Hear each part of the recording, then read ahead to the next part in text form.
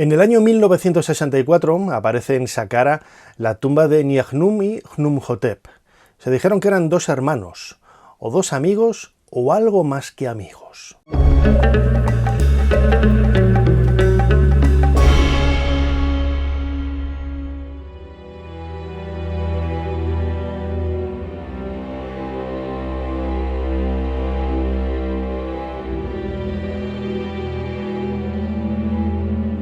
Junto a la calzada de Unas se encuentra una necrópolis con algunas de las tumbas más hermosas de toda la meseta de Saqqara.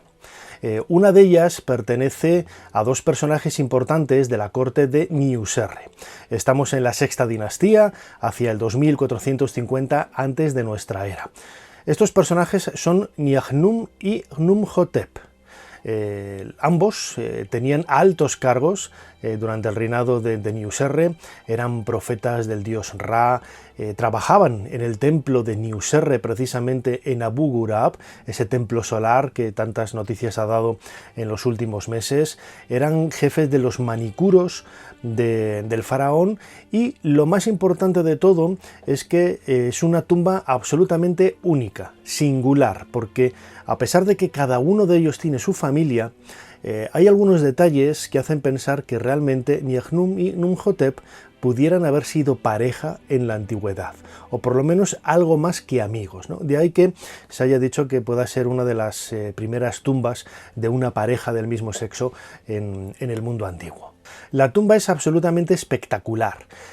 Sigue más o menos la corriente de estilo, de decoración, de ese mensaje que se quería transmitir para que, en este caso, ambos difuntos pudieran disfrutar de todo lo que habían tenido aquí en vida en el más allá, ¿no? Vamos a ver algunas escenas de vida cotidiana, de música, de trabajos artesanos, también de deporte, de agricultura, etcétera, ¿no? Es decir, es una especie de cápsula del tiempo, como veremos ahora, como si se hubiera detenido el reloj en un momento dado del año 2500, 2450 a.C.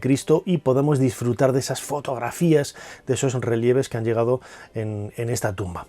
El problema es la representación tan cercana que hay de Nianchum y Khnumhotep.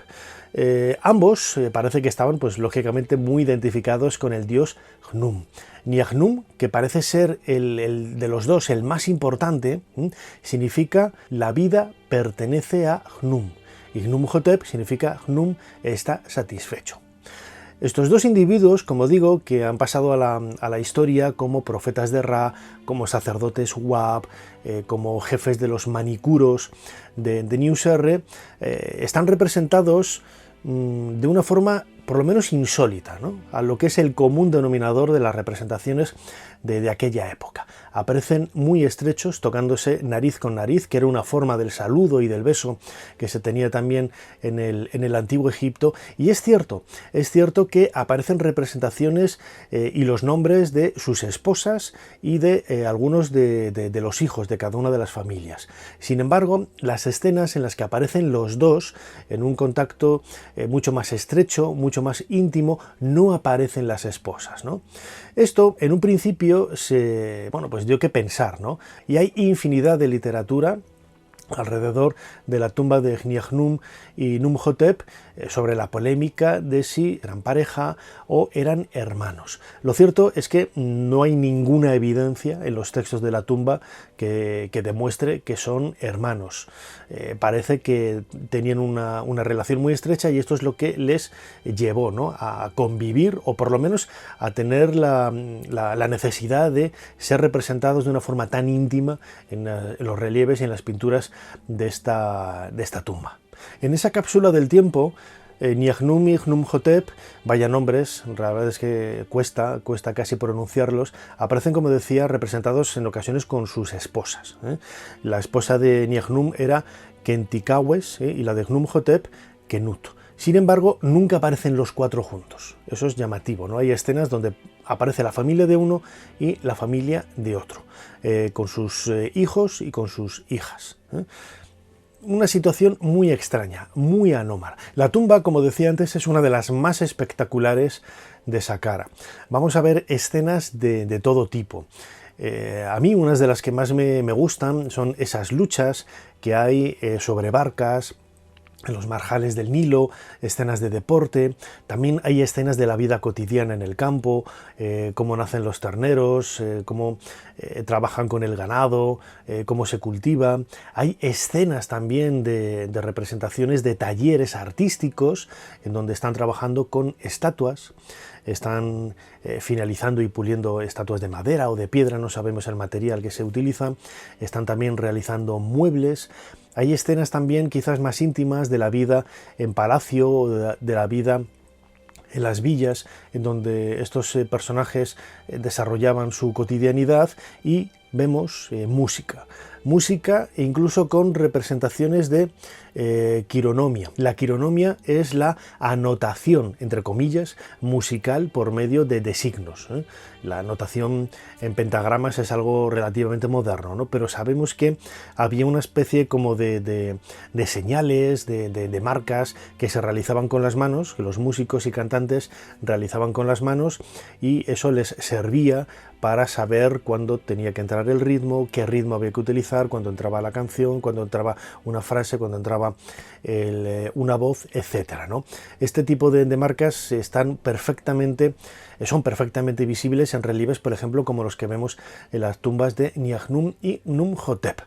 Como digo, son dos grandes personajes del mundo antiguo, de hace casi 4.500 años, con una de las tumbas más hermosas, a mitad de la calzada de la pirámide de Unas, en esa necrópolis que a veces pasa desapercibido y que yo siempre tengo a bien llevar a los grupos que acompaño a Egipto para poder disfrutar de ellas. Y lo más sorprendente de todo es quizás que estemos ante la primera tumba de una pareja de hecho, de dos hombres en el mundo antiguo, ¿no? Nianchchnum y Numhotep. No hay más que ver la cercanía que tenían estos dos amigos. Insisto, se ha dicho que son hermanos, pero ni la filiación aparece reflejada en la tumba, ni hay absolutamente nada que nos diga y nos haga pensar en los textos que aparecen sobre las paredes que son hermanos. Eran al menos muy buenos amigos, porque se hicieron enterrar en la misma tumba para compartir de esta forma la eternidad. Que fueran algo más que amigos, eso quizás es un poco la especulación y una idea abierta que podría pues permitir investigar, ¿no?, sobre este tipo de relaciones humanas hace casi 5.000 años, que hoy poco a poco lo tenemos más normalizado.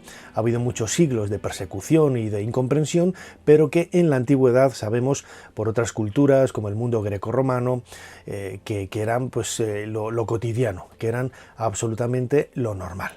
Hasta aquí este nuevo vídeo de Dentro de la Pirámide. Espero que hayáis disfrutado de él. Recordad que estamos a punto de celebrar dos aniversarios, mejor dicho, muy importantes. El martes 27 de septiembre vamos a tener un directo muy especial para celebrar los 200 años del desciframiento de la piedra de Rosetta. Y el día 4 de noviembre será, pues como es lógico, el centenario, ¿no?, del descubrimiento de la tumba de Tutankamón. Como digo, son dos grandes hallazgos que van a tener su eco aquí dentro de la pirámide.